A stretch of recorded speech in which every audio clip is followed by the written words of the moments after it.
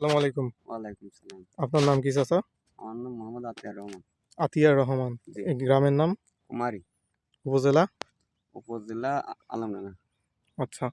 আপনি কি আমাদের এগ্রোওয়ানের ARV 6 জাতের ধান লাগাইছেন? কতটুকু জমিতে? পৌনে ২ বিঘি ধান লাগাইছি। আচ্ছা, ধান এই যে এগুলো হচ্ছে আপনার ধান না?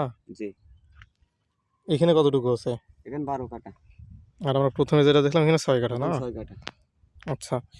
ধানের চারা কেমন হয়েছিল? আমাদের ধানের বীজ থেকে যে চারা করছিলেন প্রথমে কেমন চারা হয়েছে? খুব ভালো হয়েছিল। কেমন ভালো? অন্যান্য জমি অন্যান্য মানে জাতের চাইতে? অল্প দিনেই অনেক গঠিত হয়ে গেছিল। আচ্ছা, মানে সুগঠিত, অল্প দিনে চারাটা ভালোভাবে বের হয়েছে, তাই না? ভালো সুগঠিত হয়ে গেছিল।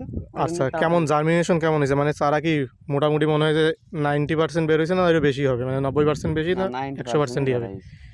আচ্ছা, ঠিক আছে।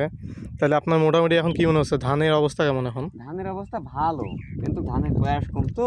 এজন্য বোঝা এখন যাচ্ছে না। এখন ধান এইবারটা এই মাদাটা টাদাটা এখন সারি, এবারটা সার মারলে ধান ভালো হয়ে যাবে আশা করা যাচ্ছে। আচ্ছা, ঠিক আছে। কারণ তাহলে আশা করা যায় যে একটা ভালো ফলন এখান থেকে পাওয়া যাইতে পারে। এখন লাস্টে যাই যে ফলন কিরকম হবে সে আল্লাহ জানে। আচ্ছা, আল্লাহ ভরসা, দেখা যাক কি হয়। আমরা আছি, সমস্যা নাই।